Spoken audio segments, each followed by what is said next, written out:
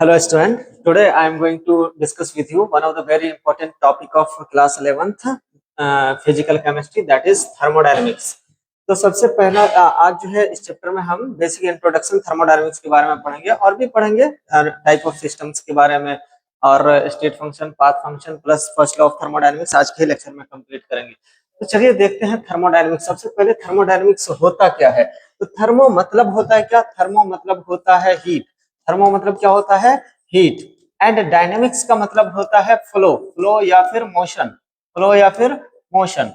तो thermodynamics actually क्या होगा, हीट के बारे में हम डिस्कस करेंगे। वो हीट जो मोशन कर रहा हो, मतलब हीट फ्लो हो रहा हो, उसके बारे में हम पढ़ेंगे कि इसमें थर्मोडायनेमिक्स वाले चैप्टर में। तो चलिए इसको हम डिफाइन कैसे करेंगे थर्मोडायनेमिक्स को।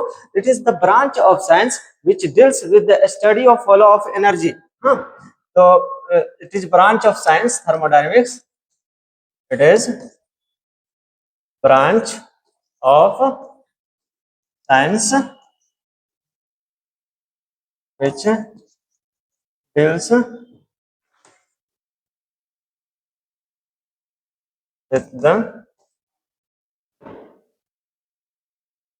the flow of energy during physical and chemical process, during physical and chemical process।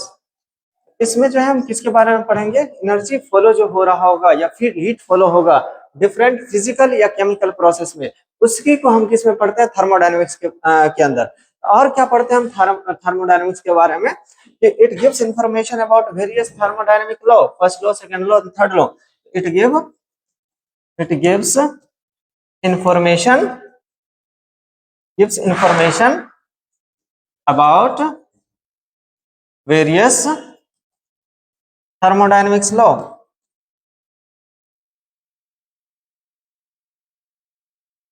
जो कि हम आगे पढ़ेंगे, first law of thermodynamics, second law of thermodynamics, इसके बारे में हम आगे पढ़ेंगे।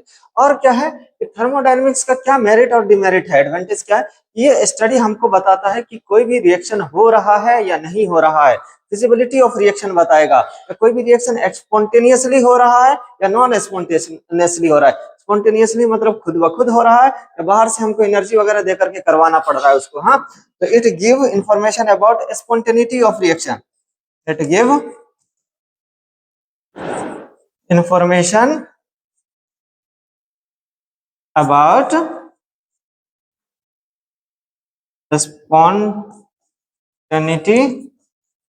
of reaction। आगे जाके पढ़ेंगे एंथैल्पी और गिब्स फ्री एनर्जी। वो हमें बताता है कि कोई भी रिएक्शन स्पॉन्टेनियस होता है या फिर नहीं होता है, इसके बारे में। और क्या थर्मोडायनेमिक, थर्मोडायनेमिक बेसिकली जो है डील्स करता है किसके बारे में? मैक्रोस्कोपिक के बारे में।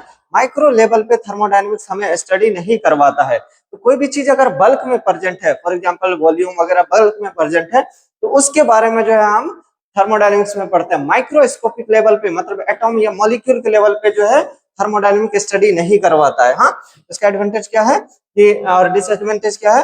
It give information about macroscopic level. It give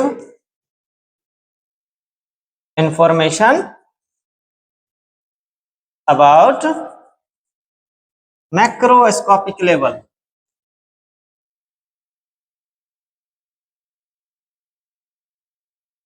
Topic level, but does not give information about microscopic. Not give information about microscopic level। Microscopic के बारे में नहीं बताता, मतलब एटम और मॉलिक्यूल्स के बारे में थर्मोडायनेमिक्स हमें नहीं बताता है। हाँ, चलिए अब नेक्स्ट अगर हम देखेंगे थर्मोडायनेमिक्स में सम इंपॉर्टेंट पॉइंट, इसमें थर्मोडायनेमिक्स में कुछ कुछ इंपॉर्टेंट पॉइंट जो हम यूज करेंगे पूरे थर्मोडायनेमिक्स में। तो क्या होता है? सबसे पहला है सिस्टम। सिस्टम क्या होता है? The part of universe in which the observation और investigations we are doing our investigations. इसको क्या बोल सकते हैं? Part of universe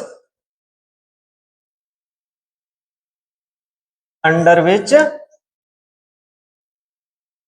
observation or investigation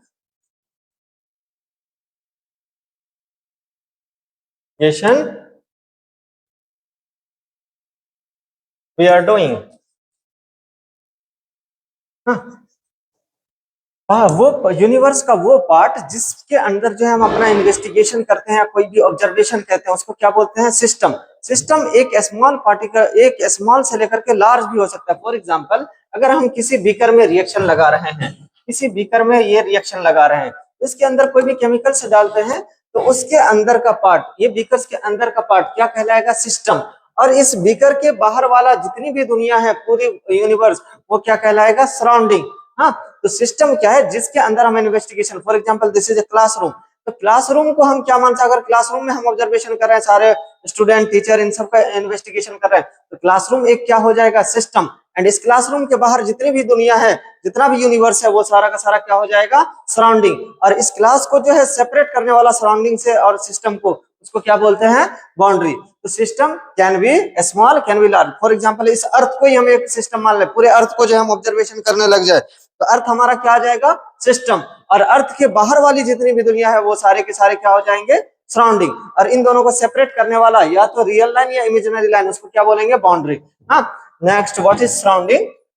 तो surrounding is apart from system या rest part of universe, apart from system, rest all part of universe is surrounding. Surrounding क्या है? कि सिस्टम, फॉर एग्जांपल एक बीकर है, बीकर के अंदर हमने कोई ऑब्जर्वेशन किया, इस बीकर के अलावा जितना भी है वो सारा का सारा क्या है? सराउंडिंग है। Apart from system, rest all part of the universe is surrounding. बाकी की दुनिया क्या है? सराउंडिंग है। बाउंड्री क्या है? A real or imaginary line, a real or imaginary line which separate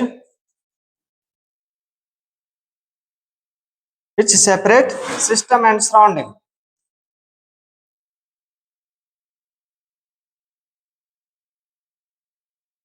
एक रियल या इमेजिनरी लाइन जो कि सिस्टम या सराउंडिंग को क्या करता हो? सेपरेट करता हो, उसी को क्या बोलते हैं हम? बाउंड्री। अब बोलेंगे यूनिवर्स हमारा क्या होता है? तो universe is equal to, universe में क्या है? Universe is equal to, universe is equal to system plus surrounding. Universe में दो ही चीजें, एक सिस्टम, और सिस्टम के अलावा जो भी पार्ट है वो क्या है? Surrounding. Universe is equal to system plus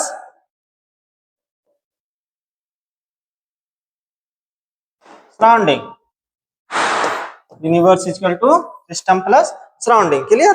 अब नेक्स्ट अगर हम देखते हैं ये सिस्टम एंड सराउंडिंग के बाद, तो टाइप ऑफ सिस्टम हमारा कैसा कैसा होता है? तो there are basically 3 type of system हम मानते हैं। First is open system. पहला क्या है हमारा?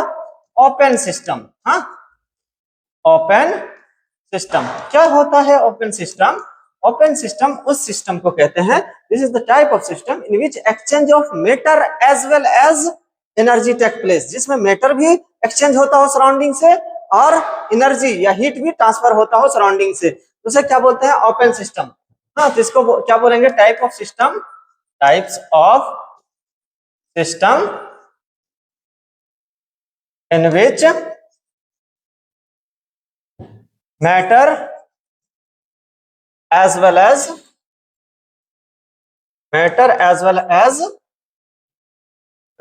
energy या heat exchange with the surrounding,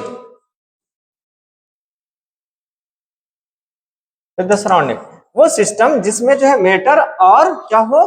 matter और एनर्जी दोनों सिस्टम के साथ अगर क्या होता हो? एक्सचेंज होता हो। फॉर एग्जांपल, एक कप ऑफ टी है, कप ऑफ टी में मान के चलो एक जो है हॉट टी का कप है। हाँ, इसमें जो हमने क्या ले आया, हॉट टी। तो इसमें क्या होता है, हॉट टी में से ये जो है वेपर यहाँ से निकलता रहता है, वेपर निकलता रहता है। तो यहाँ पे क्या हो रहा है, देखो कि इस टी के अंदर से वेपर जा रहा है, वेपर मतलब वाटर का मॉलिक्यूल निकल रहा है सराउंडिंग में। हाँ, ये टी का कप क्या है, हमारा सिस्टम, और उसके रेस्ट पार्ट क्या है, हमारा यूनिवर्स, तो सॉरी सराउंडिंग। तो ये सराउंडिंग से क्या हो रहा है, हमारा मेटर एक्सचेंज हो रहा है, मतलब वाटर का मॉलिक्यूल इस सिस्टम में से सराउंडिंग में जा रहा है। एक्सचेंज ऑफ मैटर हो गया किसका, वाटर वेपर का। और देखोगे कुछ समय के बाद, आफ्टर सम टाइम, ये कप जो है या कप ऑफ टी जो है क्या हो जाती है, ठंडी हो जाती है, कोल्ड हो जाती है। मतलब कि यहाँ से हीट का भी एक्सचेंज हो रहा है सराउंडिंग में, इसके अंदर का जो हीट है वो बाहर की तरफ जा रहा है। तो इस हॉट कप ऑफ टी ले लें, हॉट ग्लास ऑफ वाटर ले लें, जिसको ओपन हम रखते हैं।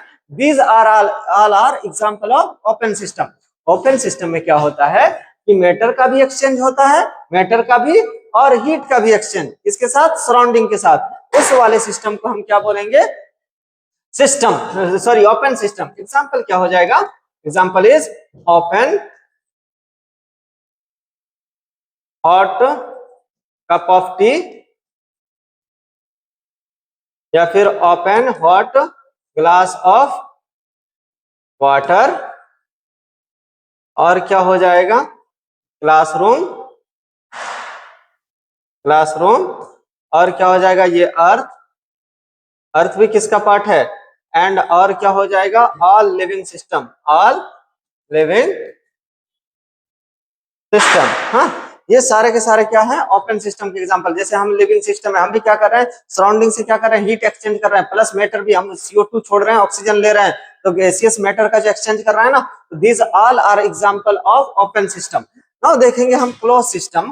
क्लोज सिस्टम क्या होता है, this is the example, example is important for this. हाँ, नेक्स्ट देखते हैं हम क्लोज सिस्टम। हाँ, क्लोज सिस्टम क्या होता है, क्लोज सिस्टम। क्लोज सिस्टम में सिर्फ और सिर्फ एनर्जी का एक्सचेंज होगा सराउंडिंग के साथ, लेकिन मैटर का एक्सचेंज नहीं होगा। In close system, type of system, types of system in which exchange of only energy takes place but not energy takes but not matter, matter का ट्रांसफर नहीं होगा। फॉर एग्जाम्पल, फॉर एग्जाम्पल हम देखते हैं electric bulb. Electric bulb को अगर हम देखेंगे, या फिर ट्यूबलाइट उसको हम देखेंगे, तो उसमें क्या होता है, इस टाइप से यहाँ पे बल्ब लगा हुआ होता है।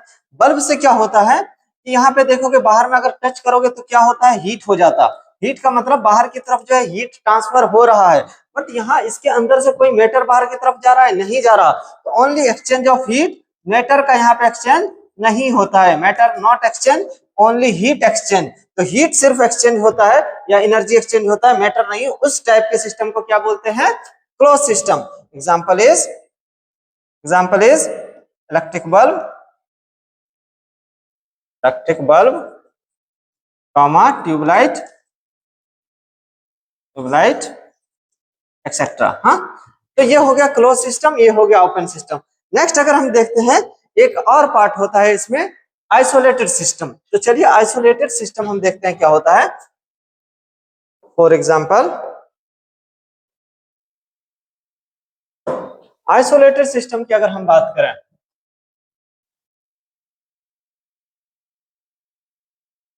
तो आइसोलेटेड सिस्टम हमारा होता है आइसोलेटेड सिस्टम। ओपन में क्या हो रहा था, दोनों का एक्सचेंज, मैटर का as well as, matter as well as energy, दोनों का ट्रांसफर हो रहा था सराउंडिंग के साथ। क्लोज में क्या हो रहा था, सिर्फ और सिर्फ एनर्जी का ट्रांसफर हो रहा था, मैटर का ट्रांसफर नहीं हो रहा था। आइसोलेटेड में क्या होगा, दोनों का ट्रांसफर नहीं होगा। हाँ, type of system, types of system in which neither exchange of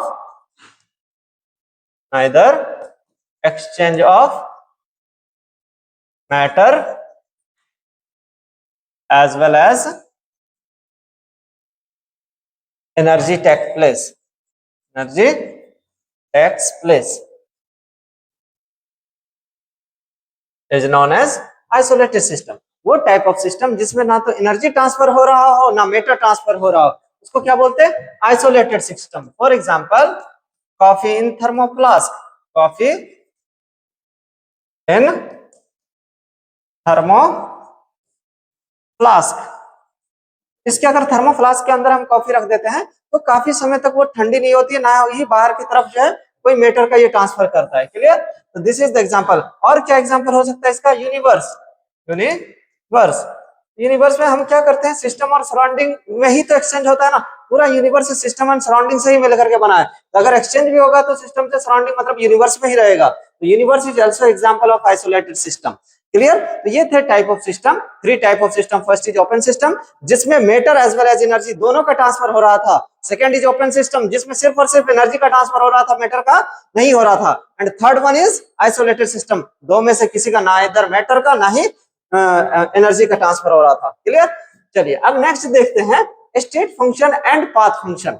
मतलब थर्मोडायनेमिक्स में इस टर्म का हम यूज करेंगे आगे। स्टेट फंक्शन क्या होता है? कौन सा जो है प्रोसेस स्टेट फंक्शन फॉलो करता है और कौन सा पाथ फंक्शन फॉलो करता है। चलिए हम देखते हैं स्टेट फंक्शन क्या होता है। तो type of thermodynamics process, types of thermodynamic process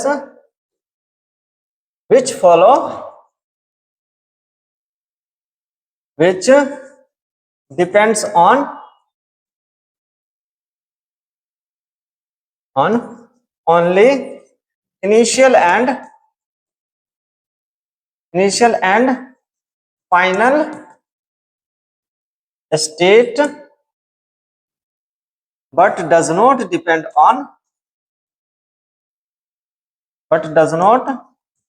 depends upon path or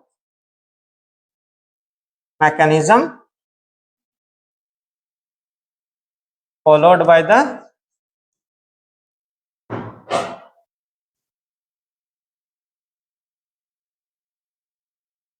process। हाँ, ये सिर्फ और सिर्फ किस पे डिपेंड करेगा? इनिशियल एंड फाइनल स्टेट पे, पाथ पे फॉलो नहीं करेगा। फॉर एग्जांपल इसका एग्जांपल एक और पॉइंट इसमें लिख लेना, it is denoted by capital letter. इसको किससे इंडिकेट किया जाता है? कैपिटल लेटर से। फॉर एग्जांपल यहाँ पे लिख लो, इंटरनल एनर्जी को कैपिटल ई से डिनोट किया जाता है, इंथैल्पी को कैपिटल एस से डिनोट किया जाता है, या फिर प्रेशर ले लो, या फिर टेम्परेचर ले लो, या वॉल्यूम ले लो। These all are state function. State function मतलब इनिशियल एंड फाइनल पे डिपेंड करता हो, किस पाथ से जा रहा है उस पे डिपेंड नहीं करेगा। For example all cyclic process, इसमें एक और पॉइंट लिख लेना, in state function all cyclic process will show value of all cyclic process is 0। क्यों? क्योंकि साइक्लिक प्रोसेस क्या होता है, आगे हम पढ़ेंगे cyclic process.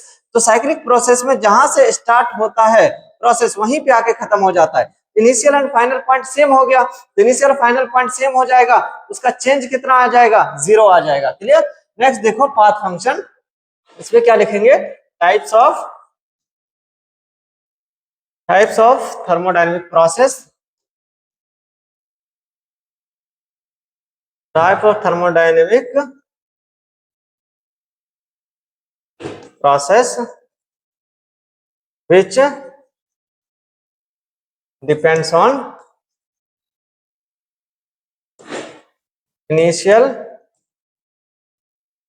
and final state as well as path followed by the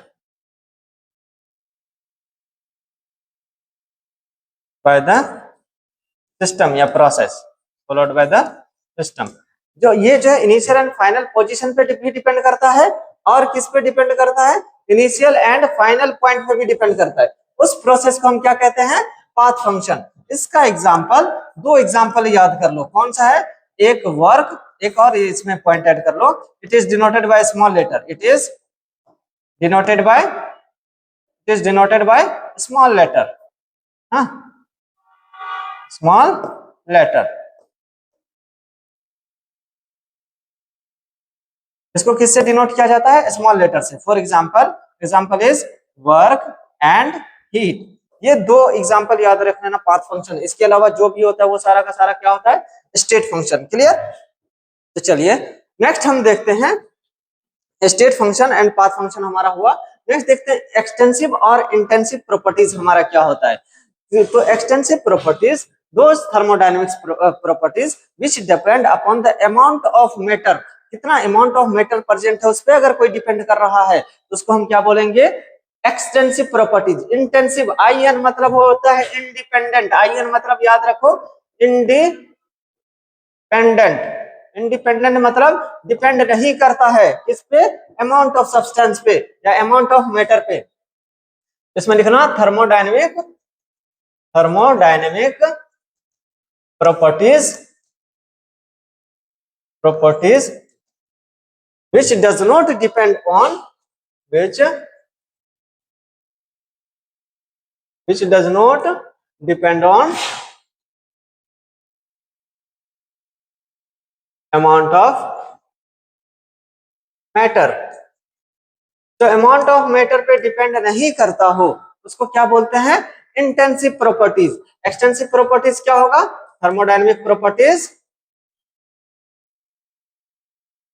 thermodynamics properties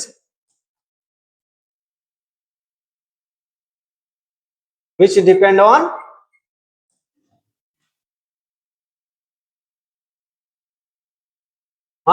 amount of matter. जो amount of matter पे डिपेंड करता हो उसको क्या बोलते हैं? Extensive properties. जो अमाउंट ऑफ मैटर पे डिपेंड नहीं करता हो उसको क्या बोलते हैं? Intensive property. तो चलिए एक्सटेंसिव प्रॉपर्टीज कौन कौन अमाउंट पे डिपेंड करता है? एग्जांपल इज वॉल्यूम, मतलब 1 लीटर 2 लीटर 4 लीटर, जितना अमाउंट बढ़ेगा उतना इसकी वैल्यू बढ़ेगी। मोल देखते हैं, 1 मोल 2 मोल 4 मोल, जितना मोल बढ़ेगा इसका वैल्यू बढ़ेगा।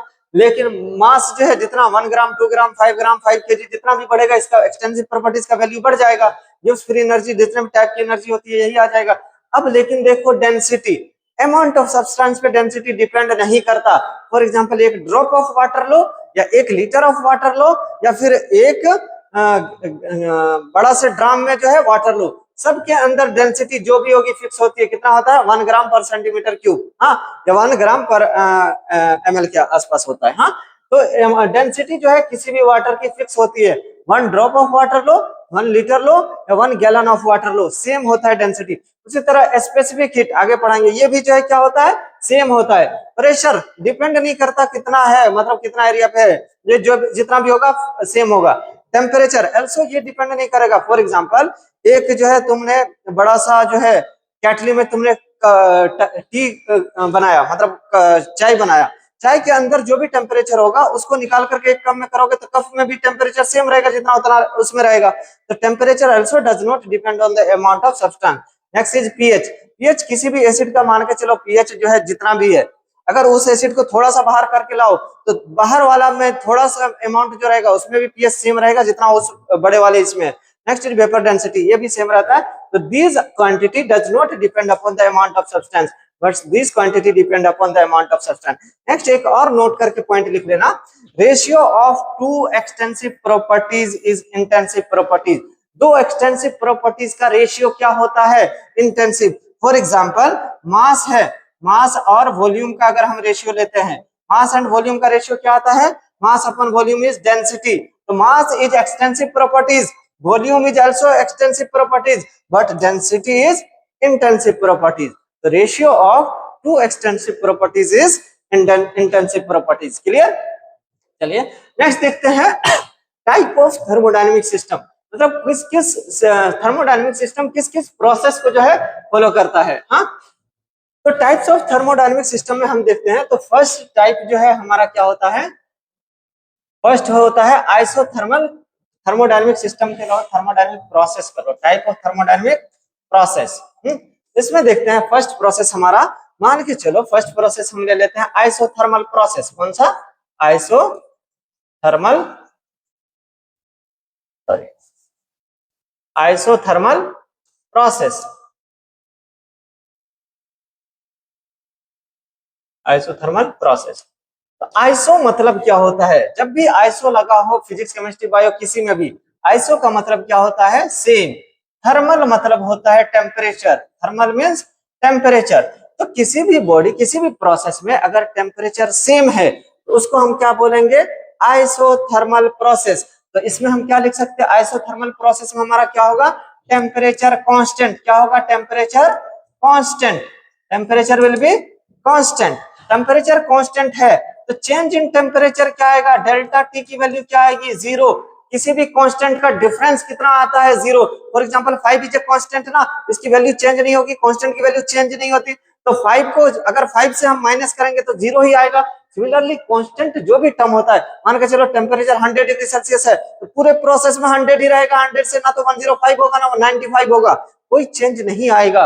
उसी प्रोसेस को हम क्या बोलते हैं? आइसोथर्मल। अगर 100 ही रहेगा पूरे में तो 100 माइनस 100 करेंगे कितना आएगा? जीरो। तो इसमें जो है टेम्परेचर का चेंज कितना आता है? जीरो।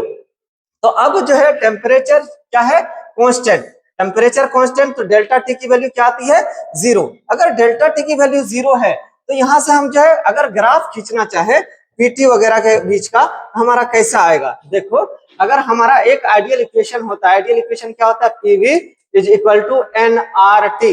यहाँ पे एन क्या है? मोल। ये कांस्टेंट हम लेते हैं। आर इज गैस कांस्टेंट, ये भी कांस्टेंट। इन दोनों को हमेशा हम कांस्टेंट लेंगे। लेकिन इस प्रोसेस में हमारा क्या है? टेम्परेचर भी क्या है? Constant. Temperature is also constant. हम क्या लिख सकते हैं यहाँ से? PV is equal to constant. PV हमारा कांस्टेंट रहेगा क्योंकि टेम्परेचर भी कांस्टेंट हो गया। तो हम यहाँ से लिख सकते हैं प्रेशर इनवर्सली प्रोपोर्शनल टू, या कांस्टेंट अपॉन वॉल्यूम, यही आ जाएगा ना। वॉल्यूम के इनवर्सली प्रोपोर्शनल आ गया। तो अगर हम यहाँ पे ग्राफ खींचे किसके बीच में? किसके बीच में? यहाँ पे प्रेशर ले लें और यहाँ पे वॉल्यूम। तो इस प्रोसेस में, आइसोथर्मल प्रोसेस में, तो प्रेशर वॉल्यूम आपस में कैसा है? Inversely proportional. और इनवर्सली प्रोपोर्शनल का ग्राफ कैसा आता है? हाइपरबोला। कैसा आता है? हाइपरबोला। तो इस टाइप का ग्राफ आ जाएगा कुछ। क्लियर? चलिए नेक्स्ट देखते हैं। अगर हम प्रेशर और यहाँ पे प्रेशर और टेम्परेचर के बीच में ग्राफ खींचे, या फिर टेम्परेचर और वॉल्यूम के बीच में ग्राफ खींचे, तो कैसा होगा? इस आइसोथर्मल प्रोसेस में टेम्परेचर रिमेन कांस्टेंट। प्रेशर हम कितना भी बढ़ाएं, टेम्परेचर जितना रहेगा उतना ही रहेगा। No change in temperature. अगर 100 डिग्री सेल्सियस है तो 100 ही रहेगा। प्रेशर को हम कितना भी बढ़ाएं, टेम्परेचर रिमेन सेम। अगर ये वाला देखें, इस एक्सिस पे क्या है? वॉल्यूम, और इस एक्सिस पे क्या है? टेम्परेचर। तो वॉल्यूम को हम कितना भी बढ़ा लें, टेम्परेचर की जो वैल्यू रहेगी वो क्या रहेगी? सेम रहेगी। क्लियर? तो this is all about isothermal process. इसको यूज करेंगे हम आगे, जब फर्स्ट लॉ ऑफ थर्मोडायनेमिक्स पढ़ेंगे तो इसका क्या क्या इफेक्ट आता है वो हम आगे देखेंगे। क्लियर? चलिए नेक्स्ट अगर हम देखते हैं तो आइसोथर्मल के बाद हमारा क्या आता है? आइसोथर्मल के बाद आता है हमारा आइसोथर्मल के बाद क्या आएगा? Isochoric process. After isothermal process, isochoric process. क्या आता है आइसोकोरिक प्रोसेस में? Next is isochoric process. क्या होता है आइसो? आइसो मतलब क्या होगा? सेम। आइसो मतलब सेम। कोरिक मतलब क्या होता है? वॉल्यूम। तो क्या सेम होगा? वॉल्यूम। इससे हम क्या लिख सकते हैं? Volume is equal to volume remain constant. इसमें क्या रहेगा? वॉल्यूम कांस्टेंट रहेगा। ये वॉल्यूम इज कांस्टेंट तो हम क्या लिख सकते हैं? यहाँ से डेल्टा भी, चेंज इन वॉल्यूम क्या आ जाएगा? Zero. Change in volume is zero. क्यों आएगा चेंज? बिकॉज वॉल्यूम कांस्टेंट है। कांस्टेंट का डिफरेंस क्या आता है? जीरो। तो from PV is equal to NRT से हम क्या लिख सकते हैं? वॉल्यूम कांस्टेंट है। और ये इस बार टेम्परेचर कांस्टेंट नहीं है। हम यहाँ से क्या लिख सकते हैं? P proportional to T. P proportional to T. Pressure किसके प्रोपोर्शनल है? टेम्परेचर के। तो यहाँ पे अगर हम पीवी ग्राफ खींचे, इस बार फिर से हम क्या खींचे? एक पीवी ग्राफ खींचे इसका, इसी वाले प्रोसेस का। एक पीटी ग्राफ हम खींचे, और नेक्स्ट इज पीवी ग्राफ खींचे। हाँ, पीवी ग्राफ खींचे। हाँ, तो देखिए क्या होता है यहाँ पे। वॉल्यूम क्या है इस प्रोसेस में? वॉल्यूम इज कांस्टेंट, मतलब प्रेशर को कितना भी बढ़ाए, वॉल्यूम जो भी रहेगा वो फिक्स रहेगा। वॉल्यूम इंक्रीज या डिक्रीज नहीं करेगा। This axis show volume, but इस एक्सिस पे कोई ग्राफ ना इधर जा रहा ना इधर जा रहा, सेम जा रहा, मतलब volume remain constant. Pressure increase होगा तो यहाँ पे देखो प्रेशर और टेम्परेचर के बीच में कैसा रिलेशन है? डायरेक्टली प्रोपोर्शनल, लीनियर वाला है ना। इस पे कोई पावर 1 है ना, पावर 1 मतलब लीनियर वाला ग्राफ कैसा आता है, स्ट्रेट लाइन, और कहां से स्टार्ट होगा, कोई इंटरसेप्ट नहीं है, तो ओरिजिन से कैसा आएगा, ये वाला ग्राफ। क्लियर। अब नेक्स्ट देखते हैं हम टेम्परेचर और वॉल्यूम। टेम्परेचर कितना भी बढ़ा लें आइसोकोरिक में, वॉल्यूम क्या रहेगा, कांस्टेंट, वॉल्यूम रिमेन कांस्टेंट, तो ये ग्राफ आ जाएगा टेम्परेचर और वॉल्यूम का। हाँ, आगे पढ़ेंगे यहाँ पे कि वर्क डन जो है इस केस में 0 हो जाता है क्योंकि डेल वी की वैल्यू 0 आती है। क्लियर। आइसोकोरिक के बाद नेक्स्ट देखेंगे हमारा क्या आता है, आइसोकोरिक के बाद नेक्स्ट आता है हमारा आइसोबैरिक प्रोसेस। नेक्स्ट आता है आइसोबैरिक प्रोसेस। आइसोबैरिक में क्या होगा, pressure constant, isobaric process. Isobaric process में क्या होता है, प्रेशर कांस्टेंट, आइसो मतलब सेम, आइसो मतलब क्या होगा, सेम, एंड बैरिक मतलब क्या होता है, प्रेशर, तो प्रेशर कांस्टेंट होगा। इसमें क्या होगा, in this process pressure remain constant. Pressure अगर कांस्टेंट है, if pressure is constant then delta P की वैल्यू क्या आ जाएगी, 0। डेल्टा पी अगर 0 है तो यहाँ पे अगर हम ग्राफ खींचे किसके बीच में, एक हम पीवी के बीच में ग्राफ खींचे, दूसरा हम पीटी के बीच में ग्राफ खींचे, तीसरा हम वीटी के बीच में ग्राफ खींचे, वीटी के बीच में ग्राफ खींचे, तो यहाँ पे हम इस इक्वेशन से लिख सकते हैं पी बीच का टू एनआरटी से। यहाँ पे क्या आ गया, pressure constant, this will be constant, तो वॉल्यूम किसके प्रोपोर्शनल आ जाएगा, टेम्परेचर के, वॉल्यूम प्रोपोर्शनल टू टेम्परेचर, ये आ जाएगा ना। तो अब प्रेशर क्या है, कांस्टेंट, वॉल्यूम को कितना भी इंक्रीज करा लो प्रेशर क्या रहेगा, सेम। अब जो टेम्परेचर को कितना भी इंक्रीज करा लो प्रेशर रिमेन सेम, और वॉल्यूम और टेम्परेचर में कैसा रिलेशन आ रहा है, डायरेक्टली, इस केस में कैसा आ जाएगा, स्ट्रेट लाइन, हाँ, और स्लोप ऊपर की तरफ पॉजिटिव। क्लियर। तो ये ग्राफ आ जाएगा आइसोबैरिक का। आइसोबैरिक के बाद अगर नेक्स्ट हम देखते हैं, आइसोबैरिक के बाद क्या आता है, एडियाबैटिक प्रोसेस। हाँ, next is adiabatic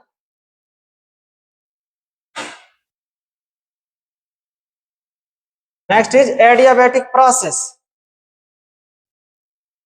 adiabatic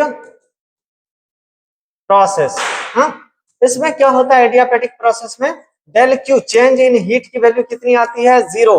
heat क्या रहता है इसमें, 0। हीट एक्सचेंज इस प्रोसेस में नहीं होता, हीट एक्सचेंज नहीं होगा तो क्या होगा इस केस में, देखो एडियाबैटिक का फॉर्मूला क्या आता है, पीवी की power gamma is equal to constant, PV की power gamma is equal to constant. तो यहां से हम लिख सकते हैं P inversely proportional to V की पावर गामा, वी की power P inversely proportional to V की पावर गामा। गामा क्या होता है आगे हम पढ़ेंगे जब हीट कैपेसिटी और हीट कैपेसिटी पढ़ेंगे, हाँ, CP/CV गामा होता है। हाँ, तो यहां से हम क्या करेंगे, अगर पीवी ग्राफ खींचेंगे तो P और V के बीच में कैसा रिलेशन आ रहा है, इनवर्सली, या आइसोथर्मल की तरह ही होगा लेकिन इसका स्लोप जो है कुछ ज्यादा होगा। फॉर एग्जाम्पल अगर 2 ग्राफ दे दिया, ऐसा ही सेम आता है आइसोथर्मल का, लेकिन ये 2 ग्राफ दे दिया, ये वाला और ये वाला, और तुमको आइडेंटिफाई करना है कि कौन सा आइसोथर्मल कौन सा एडियाबैटिक है, तो जिसका स्लोप कम होगा क्योंकि गामा की वैल्यू 1 से ज्यादा आती है, इसलिए जो है इसका आइसोथर्मल का स्लोप ज्यादा आता है, तो ये जिसका स्लोप ज्यादा होगा वो कौन सा होगा, adiabatic, this will be, red वाला क्या है, एडियाबैटिक, एंड व्हाइट वाला ग्राफ कौन सा है, आइसोथर्मल,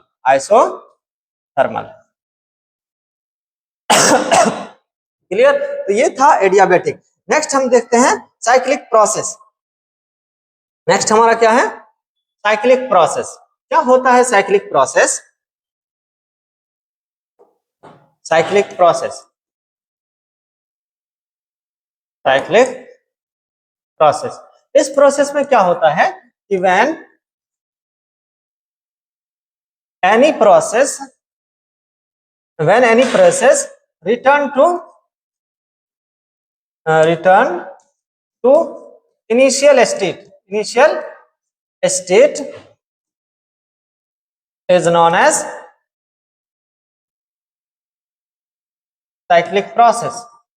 हाँ, अगर कोई भी प्रोसेस जहां से स्टार्ट हो रहा है वहीं पे लौट करके आ जाए उस प्रोसेस को हम क्या कहते हैं, साइक्लिक प्रोसेस। फॉर एग्जांपल कोई ये यहाँ से स्टार्ट हुआ है और लौट करके फिर से यहीं आ जाए, इनिशियल और फाइनल पॉइंट क्या हो जाए, सेम हो जाए, जरूरी नहीं है साइकिल में ये चले, इस फॉर्म में भी अगर चले, मान के चलो यहाँ से स्टार्ट हुआ, इधर गया फिर इधर आया, फिर यहाँ से फिर से यहीं पे आ गया, initial and final point same हो गया ना, इस प्रोसेस को हम क्या बोलेंगे, साइक्लिक प्रोसेस। इस साइक्लिक प्रोसेस में क्या होगा, ऑल स्टेट फंक्शन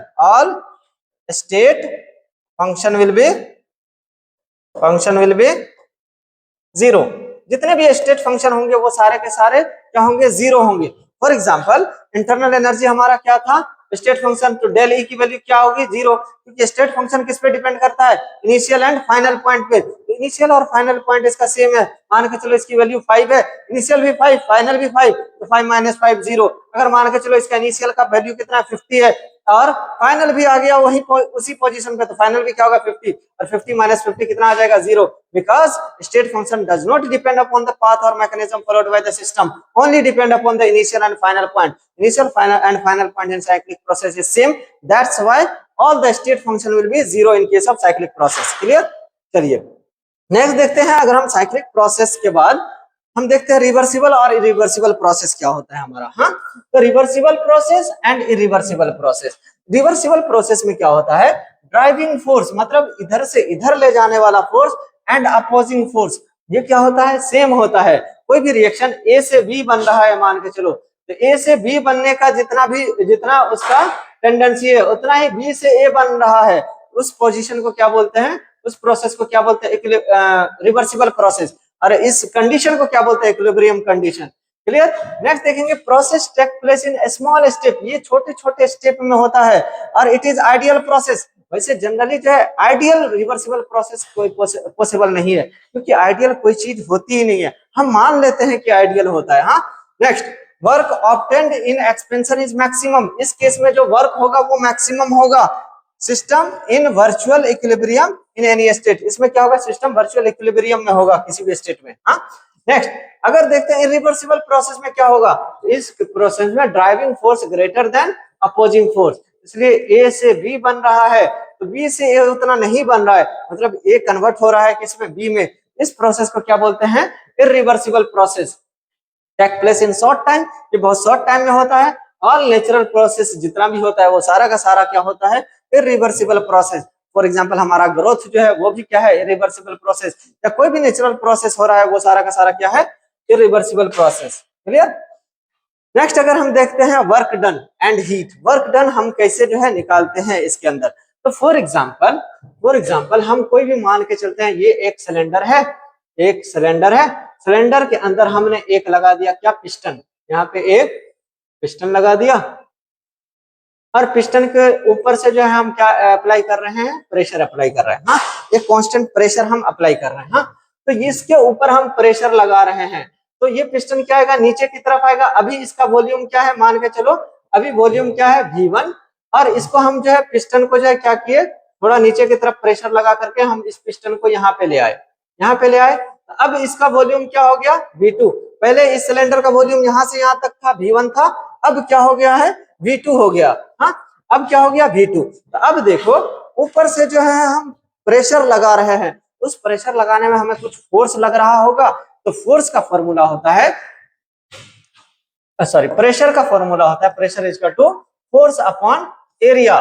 कितने एरिया पे हम जो है लगा रहे हैं फोर्स, उसी को हम क्या बोलते हैं, pressure. Pressure is equal to force upon area.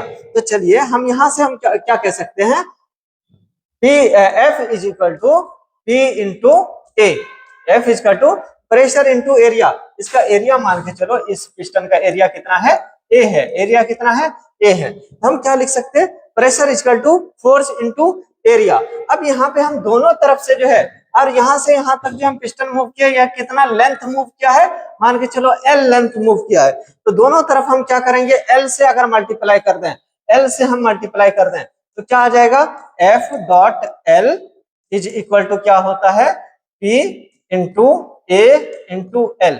अब देखो F dot L force into displacement क्या कहलाता है, वर्क, क्या कहलाता है, वर्क। अब एरिया इंटू लेंथ क्या कहलाता है, वॉल्यूम, एरिया इंटू लेंथ क्या कहलाता है, वॉल्यूम। अब ये लेंथ कहां से कहां तक वेरी कर रहा है, लेंथ कहां से कहां तक वेरी कर रहा है, तो इसको क्या लिख सकते हैं, P इंटू A, यहाँ पे मान के चलो L1 है लेंथ, यहाँ पे L2 है, तो L2 माइनस L1। तो यहाँ पे वॉल्यूम नहीं आकर के डेल्टा भी आता है, क्या, चेंज इन वॉल्यूम आता है। ये किसमें, फिजिक्स में ये वाला है, W equal to P into V, ये पॉजिटिव आता है, लेकिन केमिस्ट्री में हम इसका साइन कन्वेंशन क्या मानते हैं, W equal to minus P delta V। हम वर्क डन कैसा मानते हैं, negative of pressure into change in volume. This is for chemistry, chemistry में हम ये लेंगे। हाँ, अब मान के चलो, अब मान लो ये क्या है हमारा बल्क में जो है, लेकिन अगर मान के चलो हम इसको जो है थोड़ा इंटीग्रेट करके सॉल्व करें तो कैसा आता है। मान के चलो हम यहाँ पे जो है प्रेशर जो है मान लेते हैं क्या, एक छोटा सा प्रेशर हम लगा रहे हैं क्या, डीपी लगा रहे हैं। हाँ, इससे जो वॉल्यूम हमारा चेंज हो रहा है वो कितना हो रहा है, डीवी हो रहा है। कितना हो रहा है, डीवी हो रहा है। तो यहाँ से अगर हम जो है, यहाँ से अगर हम फॉर्मूला निकाले, फॉर एग्जांपल यहाँ से यहाँ तक हम मूव करवा रहे हैं पिस्टन को यहाँ से यहाँ तक मूव करवा रहे हैं, तो यहाँ पे उसका जो है प्रेशर लग रहा होगा मान के चलो डीपी, और वॉल्यूम यहाँ पे कितना होगा, डीवी। तो यहाँ से हम क्या कह सकते हैं, D W is equal to P V का क्या कर लिखेंगे, इंटीग्रेशन कर देंगे। इन दोनों का जो है इंटीग्रेशन करेंगे, हमारा क्या आएगा, अगर इन दोनों का इंटीग्रेशन डी डब्ल्यू का इंटीग्रेशन करेंगे तो क्या आ जाएगा, डब्ल्यू डीएक्स का इंटीग्रेशन एक्स होता है, लेकिन यहाँ पे इंटीग्रेशन करेंगे तो देखो 2 पॉइंट्स आएगा। अगर integration of X and Y करते हैं तो एक्स डी वाई आता है और वाई डी एक्स आता है। इसका इंटीग्रेशन करेंगे तो क्या आ जाएगा, P D V plus V D P. तो इस केस में डीपी को जो है हम नेग्लेक्ट कर देते हैं, इसको नेग्लेक्ट कर देते हैं। हमारा क्या आ जाएगा, हमारा क्या आ जाएगा, W is equal to P D V. इसको क्या करेंगे, हम इंटीग्रेट करेंगे। अब इंटीग्रेट हम करेंगे तो कैसे करेंगे, देखो पीवी इक्वल टू हम क्या लिख सकते हैं, पीवी इक्वल टू एनआरटी लिख सकते हैं। यहाँ से हम प्रेशर इक्वल टू क्या लिख सकते हैं, एनआरटी अपॉन में वी, एनआरटी अपॉन वी लिख सकते हैं। तो यहाँ से हम P के जगह पे हम क्या लिख देंगे, NRT upon V. W equal to क्या आ जाएगा, W इक्वल टू P के जगह पे हम क्या लिख देंगे, एनआरटी। हम जो है आइसोथर्मल प्रोसेस मान के चले तो टेम्परेचर कांस्टेंट हो जाएगा, अपॉन में इनटू 1 अपॉन वी और डीवी। हाँ, अब जो है इसका इंटीग्रेशन करेंगे तो क्या, ये वाला टर्म जो है हम कांस्टेंट मान लेंगे, तो इसका 1 upon V into DV. 1 upon X का इंटीग्रेशन क्या आता है, लॉग एक्स। तो यहाँ पे W इक्वल टू क्या आ जाएगा, W is equal to NRT ln v। और लिमिट कहां से कहां से तक लगाएंगे हम, v1 से v2 तक। हाँ, nRT, सॉरी यहाँ पे जो है माइनस आएगा ना, सब में माइनस आएगा, माइनस माइनस, तो यहाँ पे माइनस nRT ln कहां से कहां तक, v1 से v2 तक। हमारा फाइनल फॉर्मूला क्या आ जाता है, W is equal to n minus nRT ln v2 upon v1।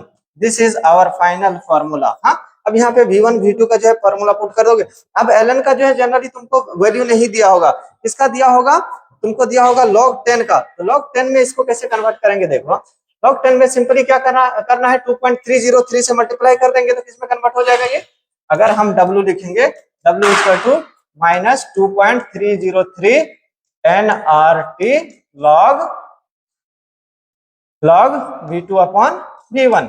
हाँ, अब यहाँ से v1 v2 जो भी वॉल्यूम दिया होगा उसको पुट करेंगे, लॉग की वैल्यू पुट करके मल्टीप्लाई कर देंगे, हमारा वर्क डन आ जाएगा यहाँ से। क्लियर, तो this is the formula of work done. हाँ, different work done.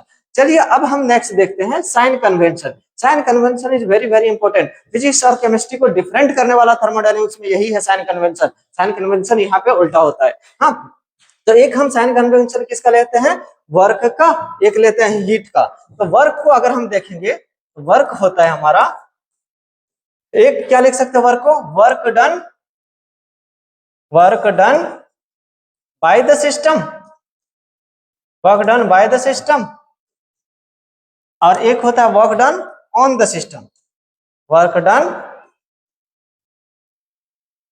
On the system. तो work done by the system हमारा कैसा लेते हैं, वर्क डन अगर क्वेश्चन में दिया है work done by the system is for example 100, तो 100 जूल, हम वहां पे क्या लेंगे, 100 को नेगेटिव लेंगे। Work done by the system is negative and work done on the system is, अगर लिखा है क्वेश्चन में work done on the system तो हम कैसा लेंगे, इसको पॉजिटिव लेंगे। Work done on the system is positive and work done by the system is negative. Next लिखेंगे हम इसको एनर्जी के बारे में, हाँ, या हीट के बारे में, हीट या फिर एनर्जी उसी को कह सकते हैं। हाँ, तो इसमें क्या लिख सकते हैं, energy absorbed by the system या energy release by the system, energy absorbed by the system,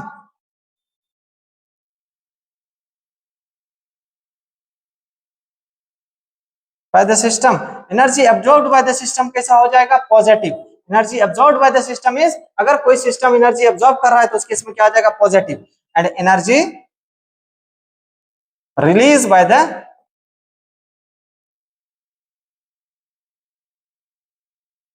system कैसा आ जाएगा, negative. Clear, energy release by the system is negative. Clear. Next देखेंगे unit of heat and work. Work and heat का unit क्या क्या आता है, तो unit of work and heat का देखेंगे तो एक तो वर्क का क्या होता है, वर्क या फिर एनर्जी, दोनों की यूनिट सेम होती है, दोनों की यूनिट सेम होती है। हाँ, तो जूल होता है, 1 जूल इजकल टू कितना कैलोरी होता है, अगर कैलोरी में लिखेंगे तो 1 calorie is equal to, 1 calorie is equal to how many joule, 4.2 joule. या इसी को और करके हम क्या लिख सकते हैं, 1 जूल इजकल टू कितना कैलोरी, 0.24 कैलोरी। हाँ, क्लियर। अब जो है एक और यूनिट होती है क्या, एनर्जी की, मान के चलो ATM litre. Work is equal to P into V होता है ना, प्रेशर इंटू वॉल्यूम, प्रेशर की यूनिट एटीएम होता है और वॉल्यूम का लीटर। एटीएम लीटर में इसकी वैल्यू कितनी होती है, 101.3 joule. 1 ATM litre is equal to 101.3 joule. एक और होता है अर्ग। हाँ, अर्ग में कितना हो जाएगा, अर्ग में कितना हो जाएगा, 10⁻⁻7 जूल। 1 अर्ग इक्वल टू 10⁻⁻7 जूल। तो ये था हमारा एनर्जी तक का। देखते हैं हम लॉज ऑफ थर्मोडायनेमिक्स। थर्मोडायनेमिक्स का लॉज जो है अलग अलग हम लॉज पढ़ेंगे, first law, second law and third law of thermodynamics. हाँ, तो इसके पहले सबसे पहले हम देखते हैं फर्स्ट लॉ ऑफ थर्मोडायनेमिक्स हमारा क्या कहता है। Laws of thermodynamics are based on human experience. ये किस पे बेस्ड है, लॉ थर्मोडायनेमिक्स का जो भी लॉ है वो ह्यूमन, कोई भी साइंटिस्ट क्या किया, ऑब्जर्व किया और उसी को जो है लॉ बना करके दे दिया। हाँ, तो ये ह्यूमन एक्सपीरियंस के बेस पे है और इसका कोई फॉर्मल प्रूफ नहीं है, there is no formal proof for them. इसके लिए कोई फॉर्मल प्रूफ नहीं है लॉ ऑफ थर्मोडायनेमिक्स के लिए। चलिए देखते हैं फर्स्ट लॉ ऑफ थर्मोडायनेमिक्स क्या कहता है। फर्स्ट लॉ ऑफ थर्मोडायनेमिक्स को ही हम शॉर्ट में क्या बोलते हैं, FLOT, FLOT, F for first law of thermodynamics. Short में हम पढ़ेंगे first law of thermodynamics. Based on conservation of energy, energy के कंजर्वेशन के बेस्ड पे है। कंजर्वेशन ऑफ एनर्जी मतलब क्या होता है, एनर्जी के किसने दिया था, रॉबर्ट मेयर एंड हेल्महोल्ट्ज। तो चलिए, based on conservation of energy मतलब एनर्जी कंजर्वेशन, एनर्जी कंजर्वेशन होता क्या है, तो energy can neither be create nor be destroyed, it can only transfer from one form to another. एक फॉर्म से दूसरे फॉर्म में एनर्जी कन्वर्ट होता है, कभी ये ना क्रिएट किया जा सकता ना डिस्ट्रॉयड किया जा सकता। चलिए इसको डिफाइन करते हैं। Definition of first law of thermodynamics based on conservation of energy मतलब energy, energy can neither be created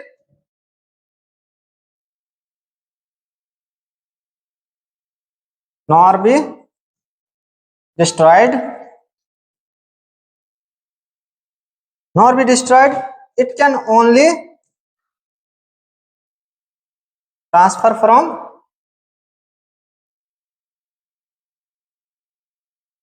one form to another।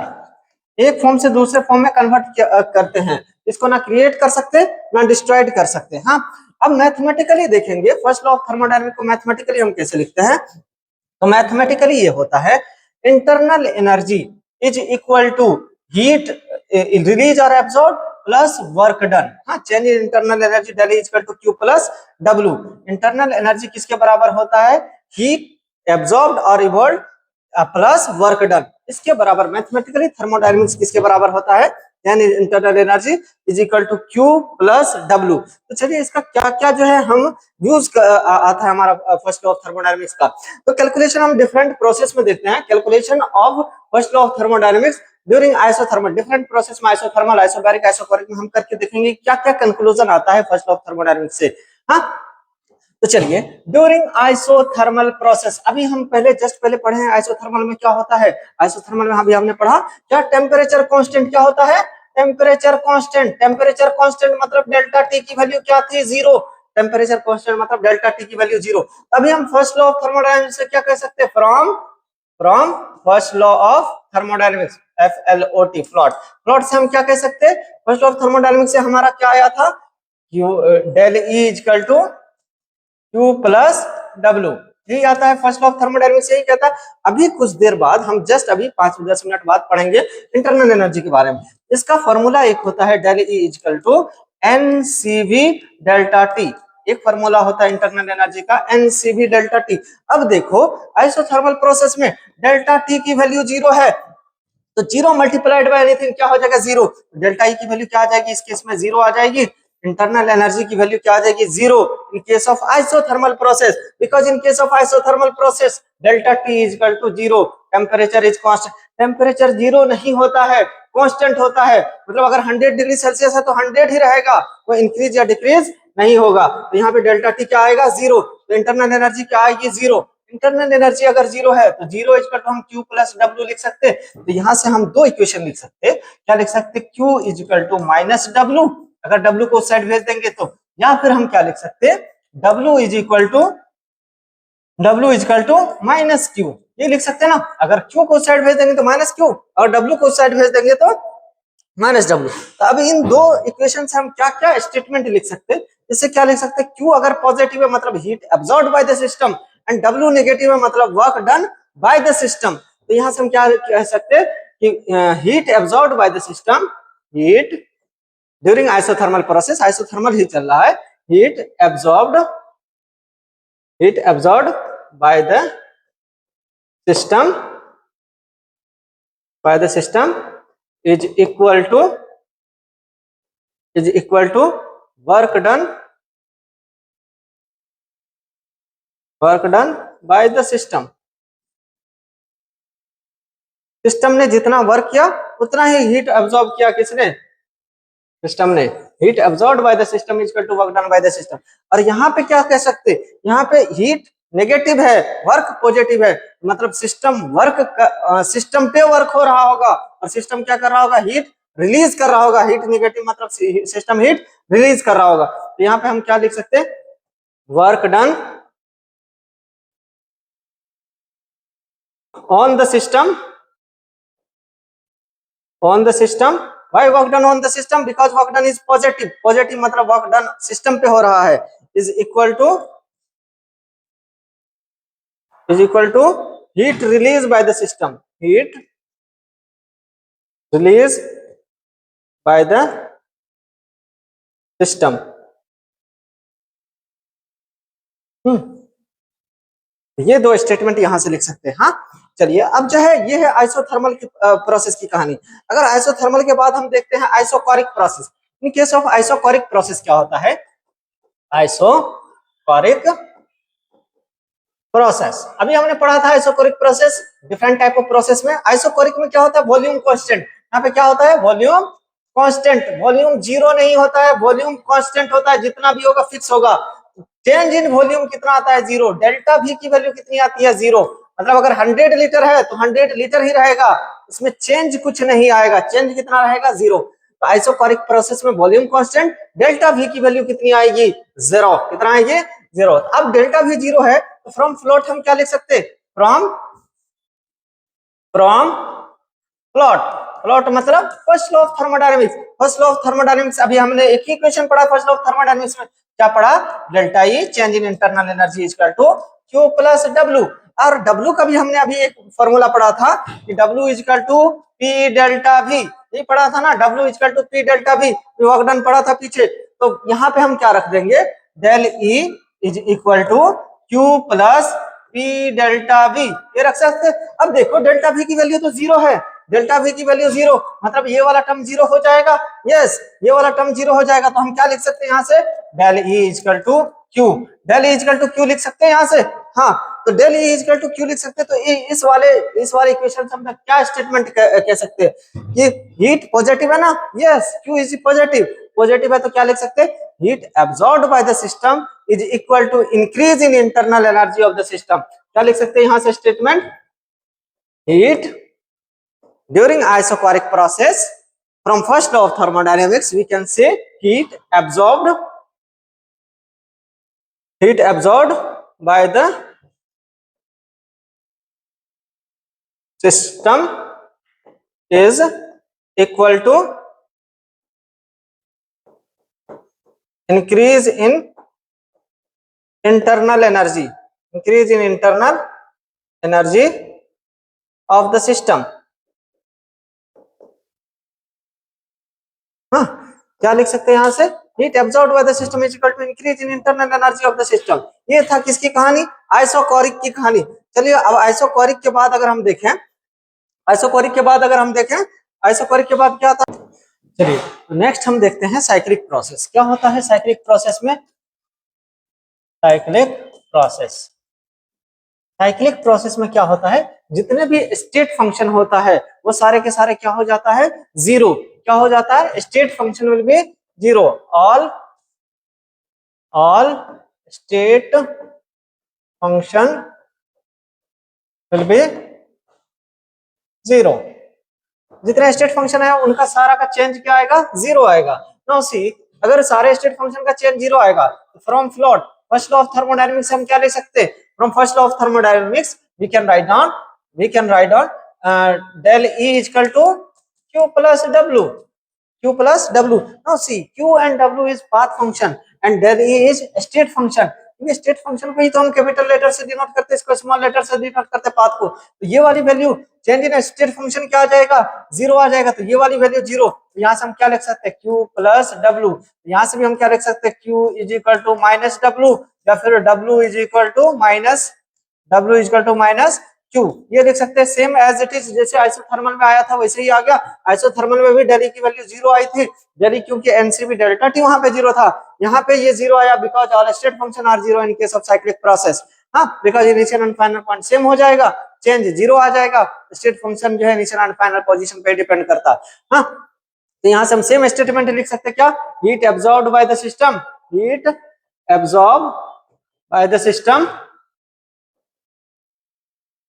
is equal to work done by the system, work done by the system, ये लिख सकते हैं। और यहां से क्या लिख सकते हैं, work done on the system, क्या लिख सकते हैं, work done on the system, on the system is equal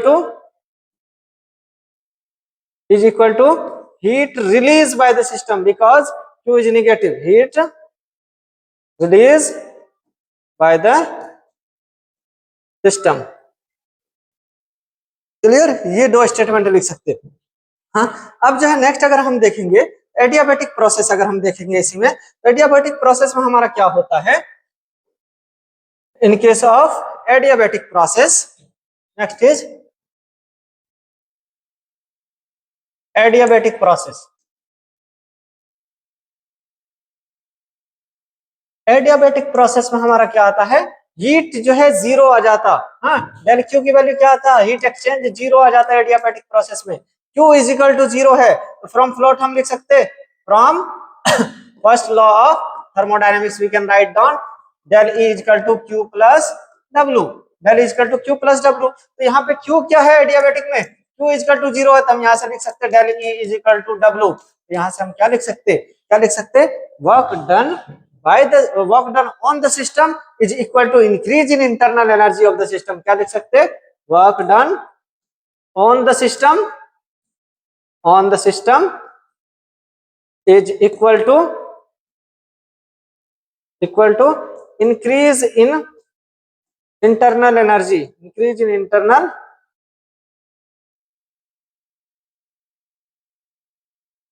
energy of the system, sorry, हाँ, increase in internal energy of the system, ये एडियाबैटिक प्रोसेस में आएगा। हाँ, अगर इसी में हम देखें कि आइसोबैरिक प्रोसेस, नेक्स्ट प्रोसेस हमारा क्या आ जाएगा, आइसोबैरिक प्रोसेस। आइसोबैरिक प्रोसेस में हम क्या लिख सकते हैं,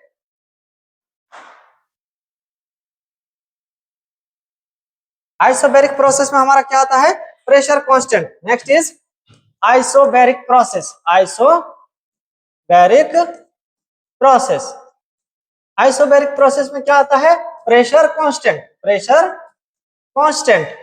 कांस्टेंट आता है। तो फ्रॉम फ्लोट हम क्या लिख सकते हैं, from float first law of thermodynamics del E is equal to Q plus W, del is equal to Q plus W. हाँ, ये लिख सकते हैं। अब यहां से हम देखेंगे del E equal to Q. तो हीट एट कांस्टेंट प्रेशर पे है ना, तो इसी को हम क्या लिख सकते हैं, del E is equal to QP plus W। Why it is QP? Because heat at constant pressure को हम क्या बोल देते हैं, QP। तो यहां से हम क्या लिख सकते हैं, QP, और यहां से अगर हम लिखें तो W को क्या लिख सकते हैं, माइनस पी डेल भी। पहले हमने लिखा प्रूफ किया था W equal to minus P del भी आता है, यहां से डेल ई इक्वल टू क्या लिख सकते हैं, QP और प्लस, और W की value minus P delta V, यही आता ना। अब इस प्लस माइनस क्या हो जाएगा, माइनस, तो यहां से क्या आ जाएगा, माइनस इधर जाएगा तो प्लस आ जाएगा, और तो यहाँ पे क्या आ जाएगा, E del E plus P delta V is equal to QP। यहां से हम QP माइनस QV क्या लिख सकते हैं, QP minus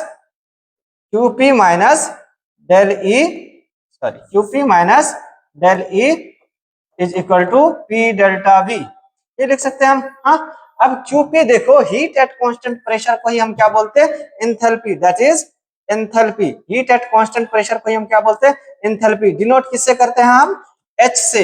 heat at constant pressure को हम कैसे डिनोट करते हैं, H से, और दैट इज डेल्टा E।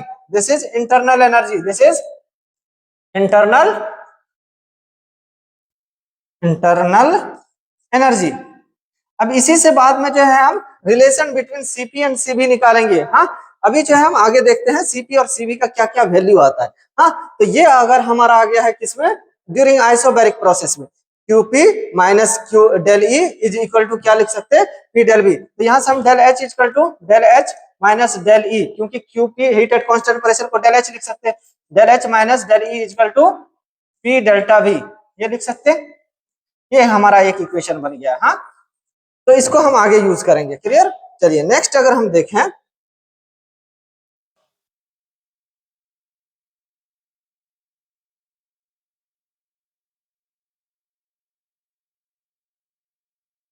हाँ, तो नेक्स्ट हमारा क्या आता है,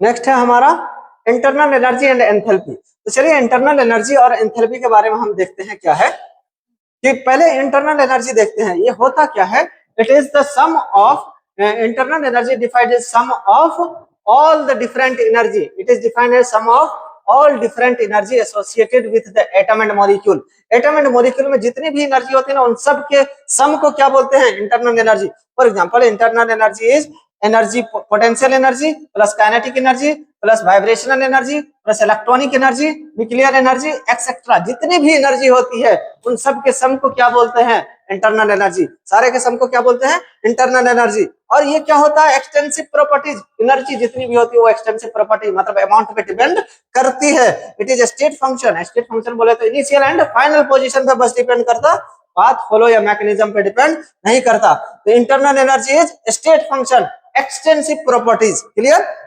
Now we cannot calculate the absolute value of internal energy। Internal energy का एब्सोल्यूट वैल्यू नहीं कैलकुलेट कर सकते, इसलिए हम क्या करते हैं, change in internal energy.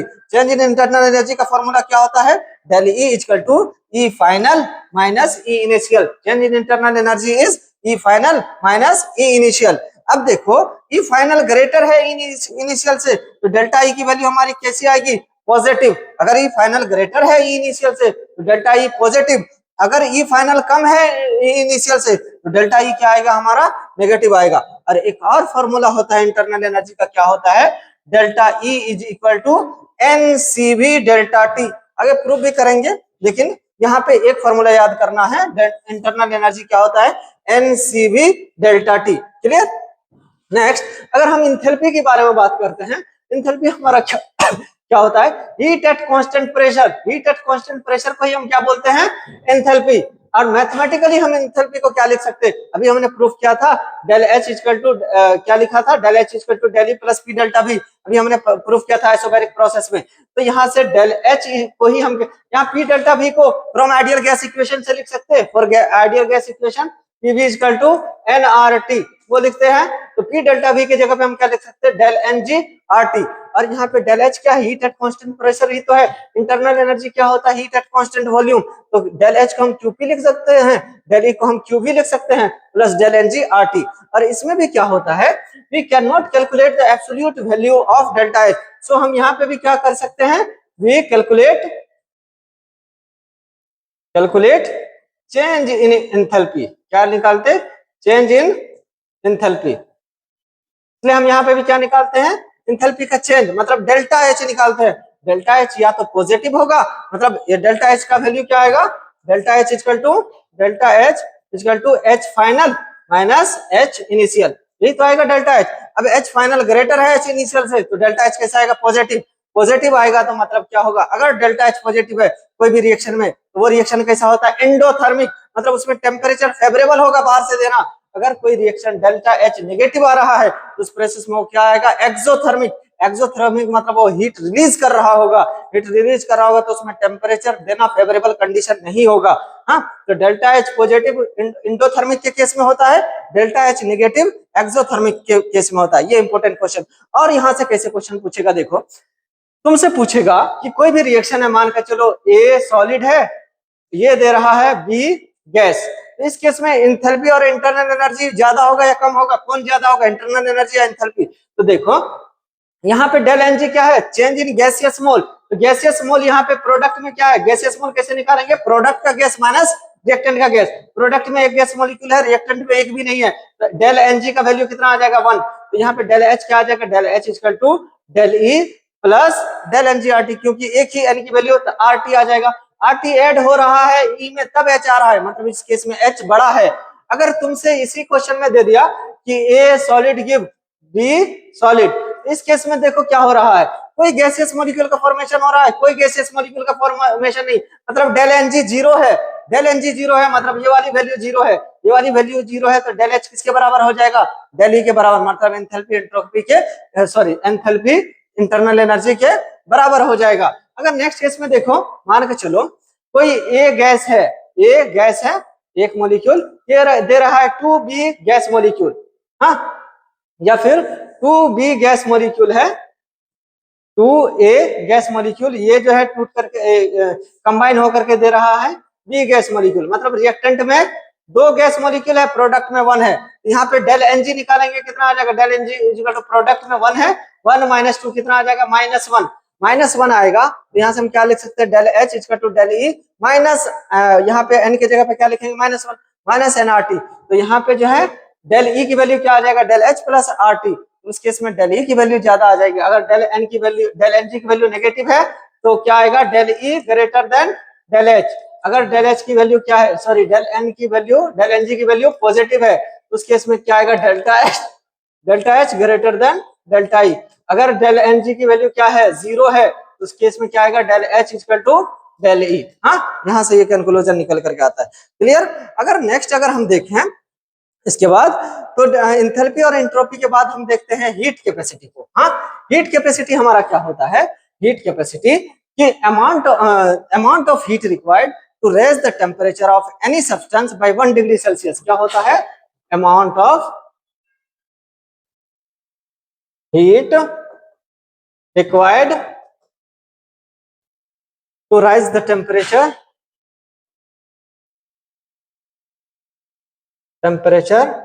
of any substance by 1 degree Celsius, 1 degree Celsius या 1 Kelvin, हाँ, is known as heat capacity। heat capacity इसको किससे डिनोट किया जाता है, कैपिटल सी से। मतलब इसका फॉर्मूला क्या आ जाएगा, C equal to D Q upon D T. अब इसकी वैल्यू 1 पुट कर देते हैं, तो amount of heat required to raise the temperature by 1 degree Celsius is equal to heat capacity आ जाता है। इसका यूनिट क्या आ जाएगा, क्यू का यूनिट क्या आता है, हीट का यूनिट आता है जूल, अपॉन में टेम्परेचर का क्या आता है, केल्विन या डिग्री सेल्सियस। तो जूल पर केल्विन या कैलोरी भी आता है इसका यूनिट एनर्जी का, कैलोरी पर केल्विन कर सकते, या जूल पर डिग्री सेल्सियस भी कर सकते, या फिर कैलोरी पर डिग्री सेल्सियस भी कर सकते, ये भी हो सकता है। ये सब के सब किसका होगा, हीट कैपेसिटी का यूनिट। नाउ नेक्स्ट देखेंगे मोलर हीट कैपेसिटी क्या होता है। तो मोलर हीट कैपेसिटी में क्या होगा, heat required to raise the temperature of 1 mole substance by 1 degree Celsius, क्या होगा? Heat require to raise the temperature of 1 mole substance by 1 degree Celsius. हाँ, अगर 1 मोल सब्सटेंस को 1 डिग्री सेल्सियस राइज कर रहे हैं टेम्परेचर, तो उस केस में जो हीट आएगा उसको क्या बोलेंगे? Molar heat capacity. और मोलर हीट कैपेसिटी का वैल्यू कितना आ जाएगा? Cm equal to heat capacity divided by mole, divided by mole. अगर मोल से डिवाइड कर देते हैं हीट कैपेसिटी में, हमारा क्या आ जाता है? Molar heat capacity. और इसकी यूनिट क्या आ जाएगी? जूल पर केल्विन। मोल से डिवाइड किया ना, तो उसका यूनिट क्या है? जूल पर केल्विन। उसमें भी मोल से डिवाइड करते हैं तो जूल पर केल्विन पर मोल विल बी यूनिट, या फिर जूल पर मोल पर डिग्री सेल्सियस, ये आ जाएगा इसका यूनिट। नेक्स्ट देखेंगे स्पेसिफिक हीट क्या होता है। Specific heat is amount of heat required to raise the temperature of 1 gram substance by 1 degree Celsius. क्या हो जाएगा? Amount of heat required to raise the temperature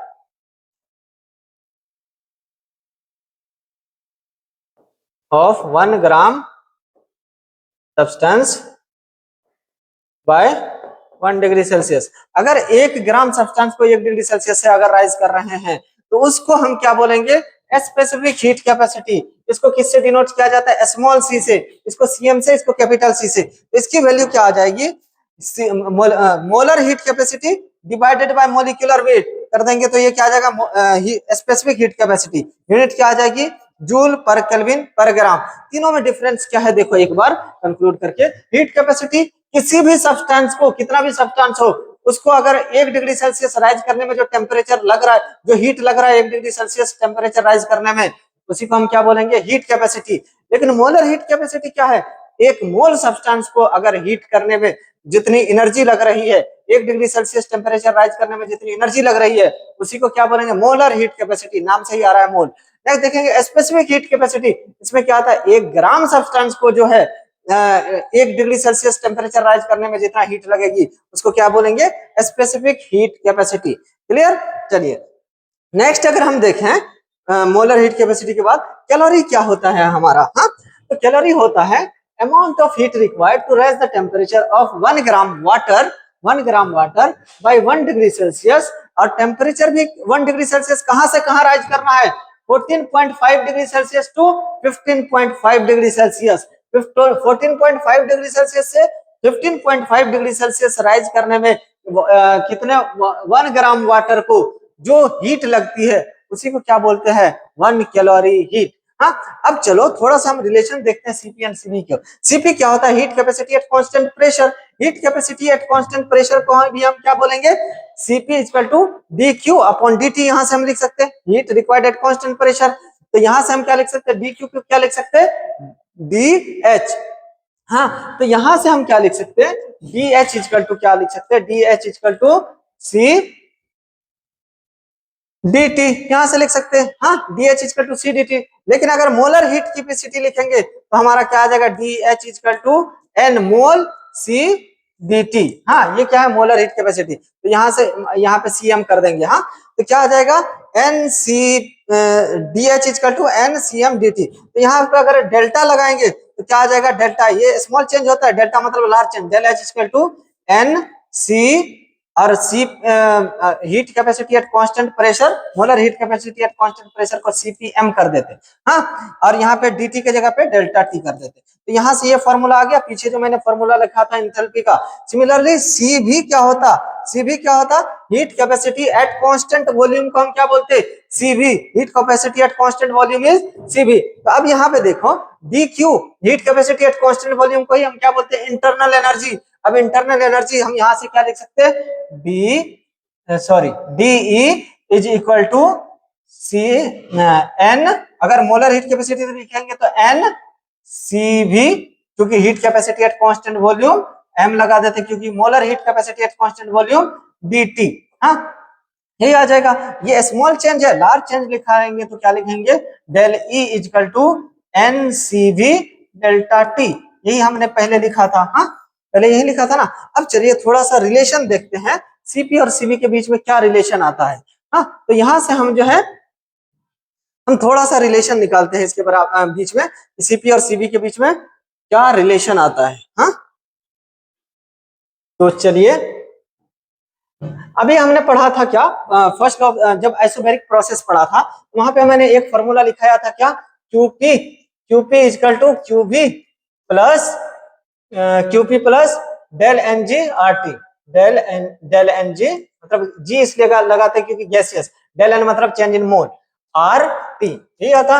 और क्यूपी की वैल्यू क्या आती थी, क्यूपी को हम क्या बोलते थे, डेल्टा एच, क्या, change in enthalpy, and QV is heat capacity at constant volume, क्या होता था, delta E plus del N G R T, यही आता था ना। अभी हमने हीट कैपेसिटी का एंथैल्पी का फॉर्मूला पढ़ा क्या, N C P delta T, और सी इंटरनल एनर्जी का N C V delta T, और इसका क्या आ जाएगा, plus N del N G R T. अब देखो इन सब में से अगर हम टेम्परेचर कॉमन ले लें, हाँ टेम्परेचर, ये देखो एन से एन कैंसिल हो जाएगा, एन से एन कैंसिल हो जाएगा, टी से टी कैंसिल हो जाएगा सारा, टी से इन दोनों में से टी और एन कॉमन ले लेंगे तो दो कैंसिल हो जाएगा। यहां से हम क्या लिख सकते हैं, C P is equal to C V plus R, ये लिख सकते हैं। और यहीं से हम इसी से हम क्या लिख सकते हैं, C P minus C V is equal to R, इसी को क्या बोलते हैं, मेयर्स रिलेशन, इसी को क्या बोलते हैं, मेयर्स रिलेशन। हाँ, तो ये सीभी तक का, अभी तक का फर्स्ट पार्ट का इतना ही है। इसके बाद जो है हम नेक्स्ट टॉपिक स्टार्ट करेंगे, एंट्रोपी वगैरह वो पढ़ेंगे नेक्स्ट क्लास में। Okay, all the best. और जो है थोड़ा डिग्री ऑफ फ्रीडम के बारे में पढ़ेंगे। All the best for this lecture.